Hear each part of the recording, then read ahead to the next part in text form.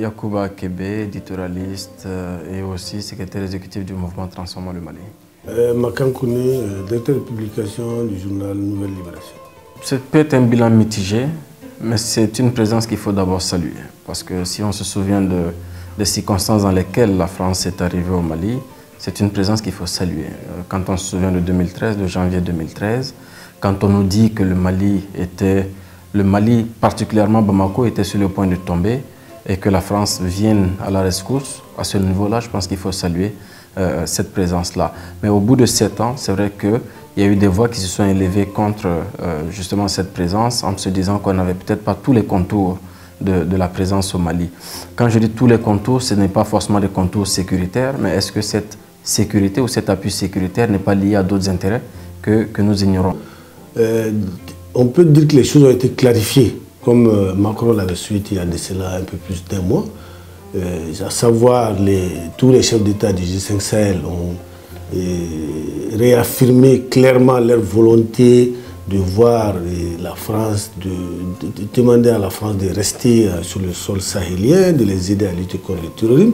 C'est-à-dire dire que oui, écoutez, Monsieur Macron, nous voulons que vos troupes restent pour nous soutenir, nous défendre et tout. Donc par rapport à ça, c'est très clair sur le fond. Mais s'il faut faire un bilan, en sachant d'où nous venons, quand on sait que nos forces armées à l'époque avaient beaucoup de mal à se structurer, quand on sait que la présence n'est pas que face aux terroristes sur le terrain et que cette présence est aussi une question d'accompagnement, de formation de notre armée, il faut nécessairement la saluer aujourd'hui parce qu'on le dit, on le répète, l'armée malienne est en train de monter en puissance et ce n'est pas une puissance seulement en termes d'équipement, c'est une puissance aussi en termes de stratégie militaire et cette stratégie militaire nous est apportée en termes de coopération, de formation par la France, par l'armée française et par bien d'autres armées parce qu'il n'y a pas que la France. Ils ont eu à prendre des décisions telles que l'envoi de 220 soldats, puis bon, revoir un peu la stratégie, s'axer beaucoup plus sur la zone de l'Etako Gourma, à savoir les 3 frontières, c'est-à-dire être beaucoup plus agressif, et puis mettre en place un état-major conjoint Barkhane G5 Sahel pour peut-être la rapidité dans les prises de décision et puis bon, l'efficacité même dans les actions à venir pour dans le cadre de la lutte contre le terrorisme. La guerre que nous avons, que nous sommes en train de mener aujourd'hui, ce n'est pas une guerre que du Mali. Je pense que ça c'est vraiment un prérequis qu'il faut avoir. Ce n'est pas une guerre que du Mali, c'est une guerre, souvent on a tendance à croire qu'elle est régionale, donc on parle du Sahel, mais ça va bien au-delà du Sahel. Donc quand on est dans une crise comme ça, toute personne qui peut aider est certainement la bienvenue. Seulement au-delà, comme je l'ai dit tout à l'heure, il faudrait qu'on ait une maîtrise globale de tout le contexte. Vous me dites, on a voulu changer la France par le G5 Sahel. Moi, je ne suis pas convaincu de cela. Je pense qu'on avait voulu montrer à la France que si on s'unit nous-mêmes en tant qu'Africains, en tant que pays du G5, on pouvait avoir des éléments justement pour peut-être nuancer un petit peu la présence française, diminuer un petit peu la présence française pour que nos armées, très souverainement, puissent nous défendre. Mais la réalité est tout autre. Une armée, une guerre, c'est aussi de l'argent. On le dit souvent, le nerf de la guerre, même si certains souhaiteraient que ce soit plutôt le nerf de la paix. Donc, tant qu'il n'y a pas d'argent pour ces armées-là, du G5 Sahel, ces armées ne pourront pas faire face comme le souhaiterait, ou comme le fait la France d'ailleurs, actuellement au niveau du Sahel. Je crois que c'est la France qui a décidé que ça va être comme ça, et puis ça a été comme ça. C'est-à-dire toutes les décisions qui ont été prises, on peut dire qu'elles ont été prises par la France et soumises, pratiquement obligées à nos chefs d'État. Ça a un peu frustré l'opinion, ça a un peu frustré les Africains, les Sahéliens que nous sommes. Mais cet accompagnement militaire sur le terrain, le président Ibeka le disait la dernière fois, il disait que c'était aussi un accompagnement en termes de renseignement. Souvent, nous n'arrivons pas à comprendre que de 2012-2013 à maintenant, il y ait une montée en flèche, malheureusement, des morts, des soldats et des civils sur le terrain. Donc, à ce niveau-là, je dis, je le répète, il faut qu'on nuance la présence française, mais elle est importante puisqu'elle nous permet aujourd'hui d'avoir une vision, je pense, un peu plus claire de ce qui se passe sur le terrain.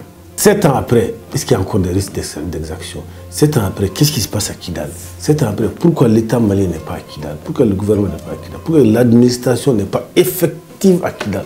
On nous a dit qu'il y a un bataillon de l'armée malienne qui se prépare, qui a Gao aujourd'hui, qui se prépare pour aller à Kidal dans les jours à venir. Peut-être que c'est aussi un résultat de peau. Mais il faut qu'on nous dise exactement comment ils vont être à Kidal, comment ils vont se mouvoir. Parce qu'il ne faudrait pas aussi que... Moi, je peux vous dire qu'il y a une dizaine de militaires maliens à Kidal avec des trucs Fama et tout. Mais ils sont cantonnés dans le camp.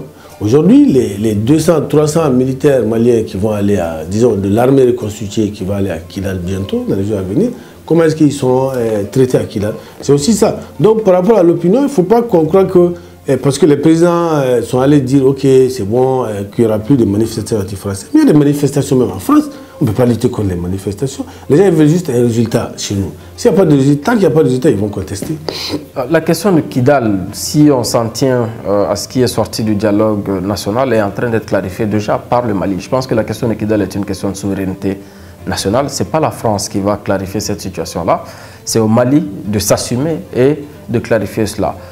Si on s'en tient, comme j'ai dit, au dialogue, je pense que les gens sont dans la dynamique justement de renverser cette tendance indépendantiste qui ne dit pas son nom pour que le Mali soit intégralement et entièrement reconnu par tous ses enfants, que ce soit ceux de Kidal, que ce soit ceux de Sikasso.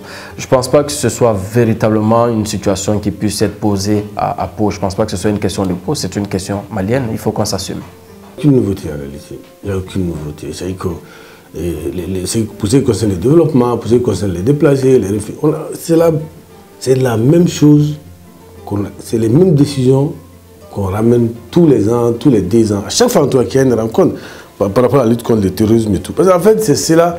Et c'est tout ça qui est frustrant vis-à-vis de l'opinion dont on parlait tout à l'heure. Parce qu'à chaque fois on vient, on s'assoit, les responsables s'asseyent et disent bon, pour lutter contre le terrorisme, il faut développer. C'est vrai, il faut développer. Tant que les terroirs ne sont pas développés, les gens ils vont chercher à vivre. Maintenant, les terroristes, en tout cas ceux qui financent le terrorisme, profitent de cela. Parce que les gens qui sont désœuvrés, les gens qui n'ont pas de travail et tout, ils profitent de cette occasion pour se faire un peu d'argent, se faire des sous, et puis bon, jouer aux terroristes. C'est cela.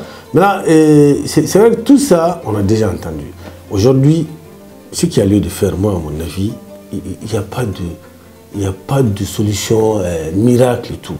Il faut fondamentalement qu'on instaure, qu'on oblige nos gouvernants à pratiquer une bonne gouvernance. Permettez-moi l'expression. Il faut qu'il y ait la justice dans tous les pays. Je parle du Mali, mais c'est le même cas est valable au Niger, en Algérie, en Mauritanie, au Tchad, n'importe où, même en France. Il faut d'abord que les pays soient justes. Il faut que les citoyens sentent que le gouvernement, l'État est juste envers les uns et les autres, envers eux. Il ne faut pas qu'on sente qu'il y a des citoyens des premières zones et des secondes zones. Il ne faut pas, par exemple, le Mali, il ne faut pas que le citoyen de Kidal ou de Gao se sente délaissé par rapport à celui de Sikasso, celui de Ségou. Il faut qu'il y ait les mêmes opportunités, relativement, je veux dire. Il faut qu'il y ait les mêmes opportunités, relativement, sur toute l'étendue du territoire national. Parce qu'il y a des zones au niveau desquelles la nature même n'est pas clémente. C'est à l'État maintenant de jouer à cet équilibre et que les gens se sentent quand même considérés et se sentent impliqués dans la gestion du pays.